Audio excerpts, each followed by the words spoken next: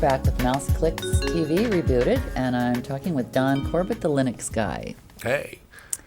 Well, certainly here I've got a system that, although it's based on a home system, it's a bit beefier than what you normally have at home. We're talking 8 gig of RAM, a quad-core processor, terabyte of disk space. And the reason why we have this is a lot of folks will call me for forensics work. They may think that somebody's put a virus on their computer, or somebody hacked into them, Right. or is their significant other surfing porno at night, Right. that kind of thing.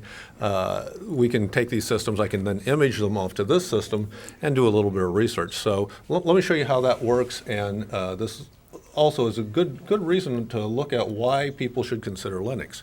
The window that I just brought up here has each of these lines are a different operating system. Okay. So I've created a safe environment for, let's say, 8. I didn't count them all specifically, but the one here I've got labeled as XP Pro. It's shut off, so I'm going to double-click it and turn it on. And what this is essentially doing is taking and creating a virtual environment within what we would call this hypervisor. Yes. So the hypervisor is what's driving this version of Windows XP Pro. So I go up here, and now I click Run, which is just like turning the button on. And you can see it's booting up. It creates its own BIOS, goes through its own self-check, and of course, being Windows, it's going to take a minute to come up. But here you see we have XP Professional. That was pretty fast. Relatively quick, and again, you want to have a good system that's got And this is multi-threading Windows capability. coming up within the Linux operating system. Right. The hypervisor is the Fedora 11 version of Linux. Much like I could run with Parallels Windows on my Mac. That's exactly right. Exactly right. And this creates an entire virtual environment. In fact, if I were to look at the hardware configuration in this virtual environment, you would see that I actually, here we go. Here, I'm having a little tracking issue, which happens sometimes when the machines are just getting set, because there's a lot of housekeeping that has to go on in the meantime. Right. So let me put in my password here, and I multitask a little bit.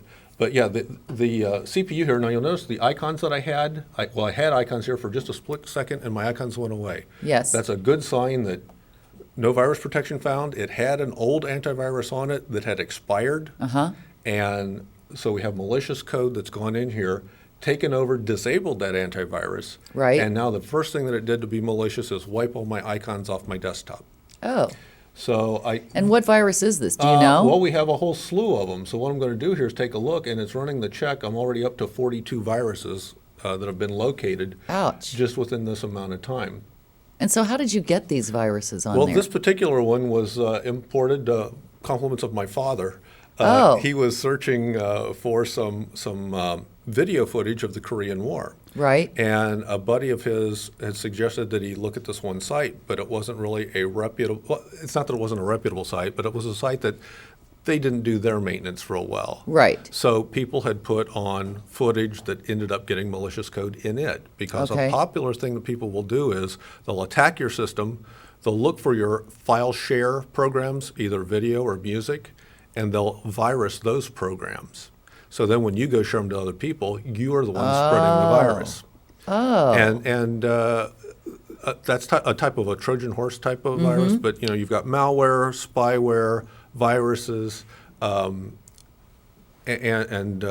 there's just so many ways that you can get yourself in trouble. So know what's on your system, know where you're going with these things, and maybe in another segment we can talk about how to take care of those things. But this is exactly why Linux, because I can run here, Right. and you'll never see these viruses are totally fenced off from the other 8 systems that are running. So they are within the Windows or the Windows operating system right there. They're not going to Yep. leach out into your Linux. Exactly right. And in fact, this little box right here, it's its own little fence.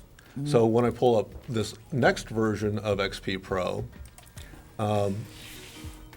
which actually I already have it running, it doesn't have the same, it doesn't have a chance of getting the virus as long as it's in. All right, well, we'll be right back, and you'll be watching Mouse Clicks TV Reboot.